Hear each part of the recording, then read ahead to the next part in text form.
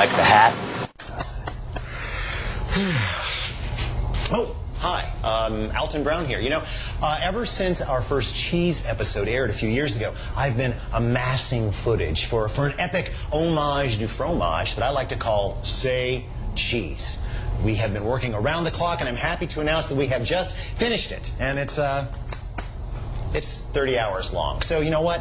I think we're going to follow after Quentin Tarantino and air our masterwork in installments. Now, tonight's episode is going to be a collection of short films that I hope will shed some seriously bright light on my very favorite food in the world, cheese. Which isn't just good, it's, well, excuse me.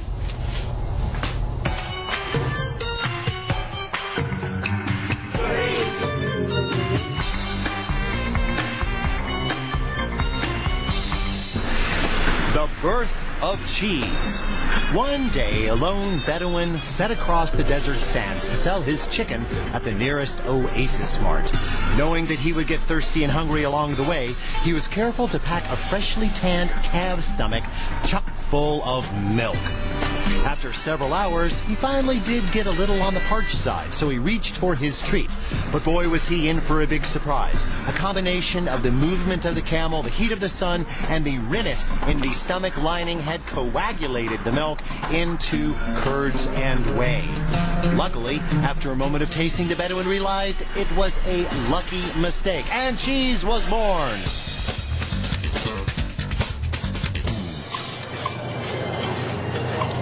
Looks like a case of cheese lock, a sad yet common sight around American cheese counters. See, it happens whenever novice cheese hunters just freeze up in the face of too many choices. You know, this is a daunting place. It's almost like walking into a really well-stocked wine shop, only, well, in a wine shop, you can at least look for the name of a grape on a bottle, and you can't really do that here. But you know what you can do? You can look at the rind. Learn your rinds well, and 90% of the time, you'll know what kind of cheese you're getting yourself into. Hard cheeses possess thick, dense rinds that are often waxed or even oiled. Cheddar, Parmesan, Gruyere, and my favorite, Shango, are all examples. They're hard because the curd is cut and pressed before molding, so most of the moisture has been squeezed out. Aging further dries and firms these cheeses, which are usually salty, complex, rich, meaty, and very grateable. Well, I do believe I have managed to amass every single piece of hardware available in this store, which was designed specifically with the grating or slicing of cheese in mind. As you can see, it is quite a collection. Do you need all this stuff? No. Do you need half of it? No. What do you really need? About 3 pieces. A 4-sided grater with a nice wide stance and a sturdy handle will make quick work of about, I'd say 90% of the cheeses it comes in contact with. I particularly like this one because the face is slightly curved, and that'll cut down on surface tension. I also really dig this bonus container on the bottom. It can turn over and snap right on for easy containment of the grated products, and even can measure them.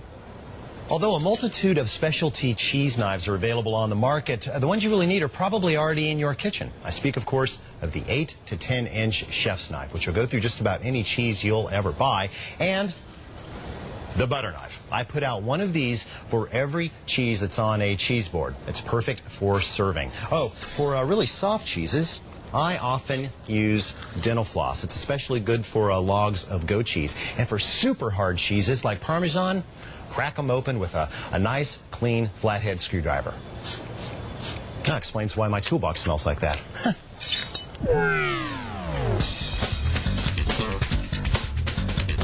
This is a block of Parmesan cheese. I'm talking real Parmesan, Parmigiano Reggiano, from the area around Parma in Italy. It takes 17 pounds of milk to make 1 pound of this stuff. And then once the cheese is made, it's left to age for at least a year. The result is a hard cheese with a unique granular structure that makes it perfect for grating, which is the way most Americans know it. Now, you can certainly sprinkle this stuff on your salad, your pizza, your spaghetti, your ice cream, but because Parmesan has such a unique protein structure, there's some more interesting things that you can do. Now, since protein is pretty sticky stuff, you're going to need a silicone baking mat or a piece of parchment paper on a sheet pan. You're also going to need a tablespoon. Watch this. It's my favorite trick.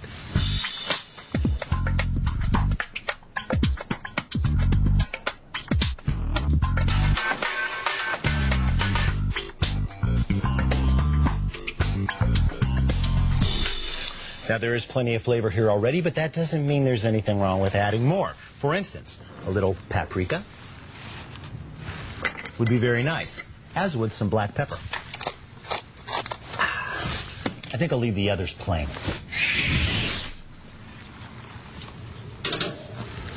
Into a 375-degree oven for 10 minutes.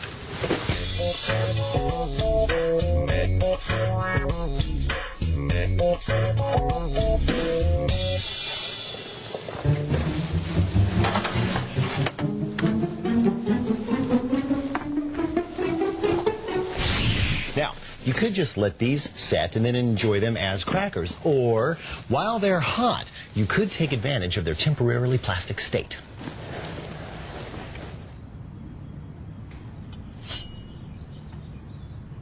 Now, these little guys may look floppy now, but believe me, they set up fast, so work quickly. They're also very hot, so work safely.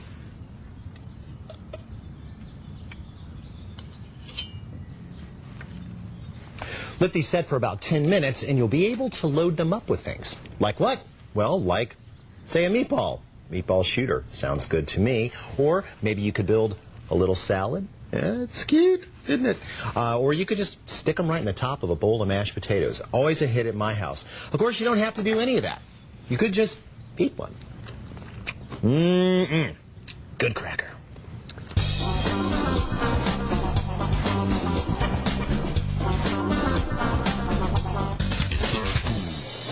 The rinds of semi-hard cheeses are almost always brown-orange or brown-gray. But this is a challenging family to identify otherwise, because it's really two families in one. Rubbery, meaty cheeses like Edam are semi-soft and represent some of this country's favorite cheeses because they're so gosh darn user-friendly. Then there are washed rind semi-softs like Epoise and Longueuil, which are washed in a special kind of brine that sets the inner texture and encourages specific bacteria to grow. Now, these are some of the strongest cheeses around and can usually be identified by that sticky orange rind. They're good, but stinky good. Great though many American cheeses are, when it comes to young runny cheeses like Brie and Camembert, the Europeans have the edge because they use high-quality raw milk, which can only be used in this country to make cheeses that have been aged at least 60 days before sale. That's because the federal government figures that after 60 days, any potentially dangerous bacteria have been eliminated. Cheeses aged less than 60 days must be made from pasteurized milk. Pasteurization is named after the scientist Louis Pasteur. He's the guy that figured out that living critters, albeit small ones, are usually to blame when good food goes bad. Pasteurization utilizes heat to destroy the problematic entities. That's true. But different times and temperatures can be used to pasteurize milk. For instance, holding the milk at 145 degrees for 30 minutes nukes the nasties while preserving some of the body, the character, the flavor of the milk. Heating milk to 161 degrees for 15 seconds kills everything, good, bad, and indifferent. Yes, it also shuts down enzymes and knocks off a bunch of nutrients. In other words, it kills the milk. But since that method is 100 times faster than that method, it's the one most often employed by the dairy industry, which is why most American milk tastes like his shirt. And it's why young American cheeses never quite reach their potential. Of course, you can always drive up to Canada and score you some young, raw cheese. Just know that when you come back across the border, I'll be waiting for you. Oh, bother. I'll just get rid of this contraband. And now, ladies and gentlemen, my honest-to-goodness favorite cheese trick of all time. Come on, boy. You can do it. Fine. If you won't jump through the hoop, I'll have to make soup out of you. That's right, a serious cheese soup for serious cheese people. What are we going to need? We're going to need a pot. Soup pot, Dutch oven, or a large saucepan. We will require the services of a spatula or wooden spoon, a medium-sized hand sieve, an immersion stick blender, and an electric kettle. You don't actually have to have an electric kettle, but it will make heating up this 32-ounce, that's 1-quart container of chicken broth a little bit easier. And yes, this is packaged chicken broth, and yes, I'm okay with that.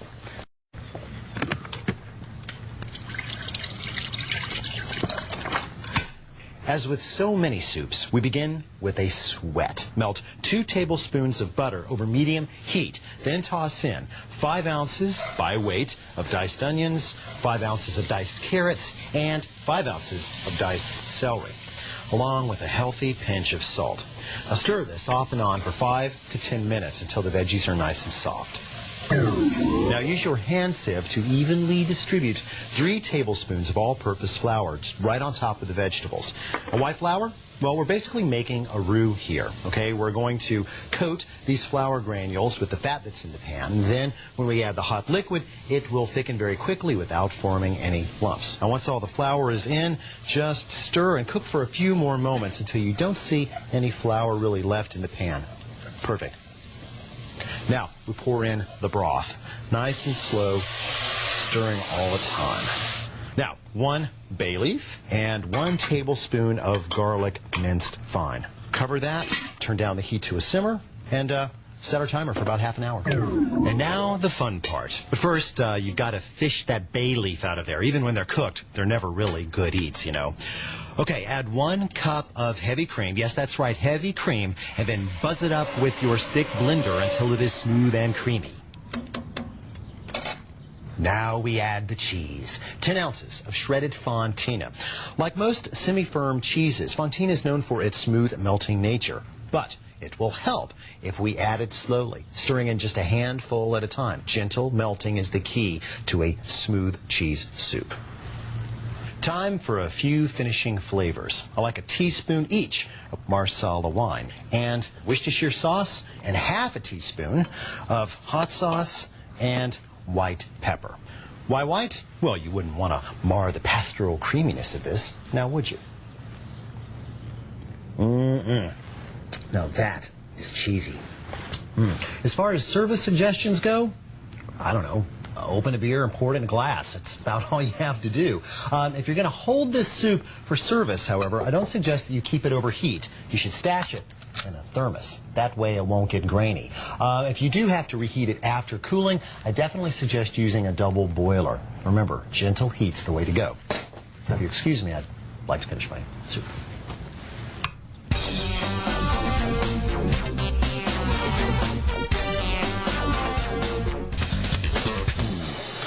Funky and aromatic, soft ripened cheeses usually come in discs loaded with a light fuzzy mold called Penicillium candidum.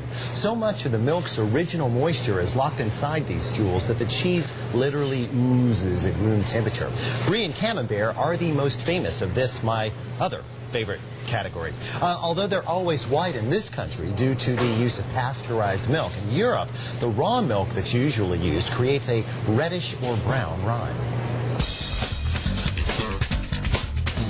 Let's take a moment and review our cheese storage procedures. Above all, we must remember, it's alive. And, like anything that's alive, cheese has likes and dislikes, okay? It likes to be kept cool, but not cold. So the top shelf of your refrigerator is the best space. It likes to be moist, but not wet, and it likes to breathe. So packaging is very important. When it comes to soft, crumbly, or excessively stinky cheeses, I like to go with a plastic container, and I slide a little piece of moist paper towel or slice of apple in there to provide some moisture. The plastic is also good because it prevents the funkiness from spreading around, if you get my drift. With harder cheeses, I do like to wrap, but never with plastic. I go with wax paper, loosely wrapped, and just secure it with a little rubber band, okay? Now, whenever you are contemplating the service of cheese, always allow it to come to room temperature before you dine upon it, okay? Because cold hardens the fat, and that will just trap aroma and flavor. Now, if you decide to have a cheese tasting party or to serve a cheese course with your next dinner, and I certainly hope that you will, remember that there are no rules. But I am going to make a couple of suggestions that have helped me in the past. 2 of them, okay? 1, never serve more than 3 cheeses. As far as I'm concerned, you get past 3 and everything pretty much, well, just smells like a gem sock, okay? And number 2, try to find a theme. Okay, a way of tying the 3 cheeses together. Here are just a few examples. Here we have one type of milk, in this case goat's milk, that's been made into 3 very, very different types of cheese. Over here we have 3 very different members of the same cheese family. Okay, these are all washed rind cheeses, but they are very different from each other. Here we've got the very same cheese 3 times. The only difference is age. I think this is like this week, that's last week, and that's 2 weeks ago, the runny one, probably my favorite. Okay, but they're all the same. And here we have the exact same style of cheese, in this case blue cheese, but made by 3 very different creameries. Last but not least, you can just serve one great cheese, like this. One nice big block of cheese, but with several different contrasting accompaniments, okay, so that you can get an idea of the full range involved. As far as amounts, you want to look for about a 1/4 pound of cheese total for each diner. Oh, and make sure that every cheese has its own clean knife. We don't want to, you know, cross the beams. Now, if you excuse me, I think I've got some cheese to eat.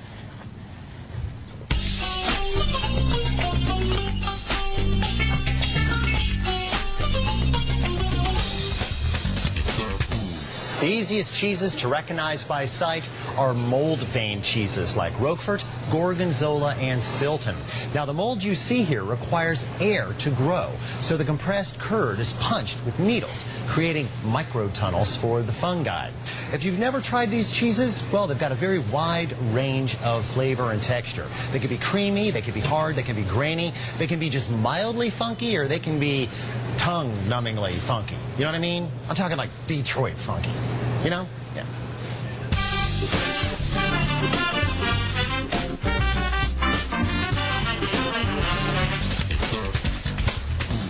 Fresh cheeses like cream cheese, feta, cottage cheese, and chef are generally under 2 weeks old when they're sold, so they haven't had time to develop any kind of rind. Now, with the exception of the brined feta, which is usually crumbly, these cheeses are easy spreaders, and they are often rolled in ash, seeds, or leaves before they're sold. Flavors range from grassy fields to hints of citrus. You know, every couple of weeks I like to clear out the old chill chest, just clean things up, and I gather up the little hunks and chunks and bits and pieces of cheese that have accumulated in here.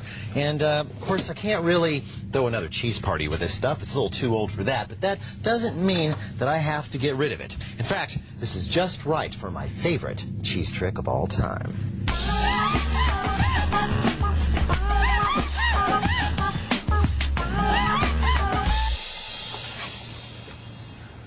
Any cheese will do. You just need about 1 pound of it. Cheddar, provolone, fontina, camembert, Saint Andre, Edam, Gruyere, it just doesn't matter. What does matter is that you remove any hard rinds that might be hanging around and that you cut everything down to about a, I don't know, 3/4 inch cube. Be approximate.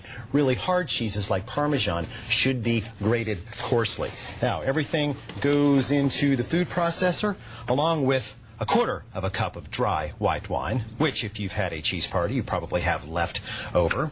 3 tablespoons, that's 1½ ounces of unsalted butter at room temperature, 1 clove of garlic, and a small handful of parsley. If you forced me, I'd say that's about 2 tablespoons. And now we'll take everything for a spin. Let this go for 2 full minutes in order to break things down and make this nice and creamy. Would you look at that? Homemade cheese spread. And believe me, this is better than anything you could ever think of buying in a store. If you like a firmer texture, just stash it in the refrigerator for a little while. Oh, and in the refrigerator, it'll last, well, I don't know how long it lasts because I've never had it last more than about a day.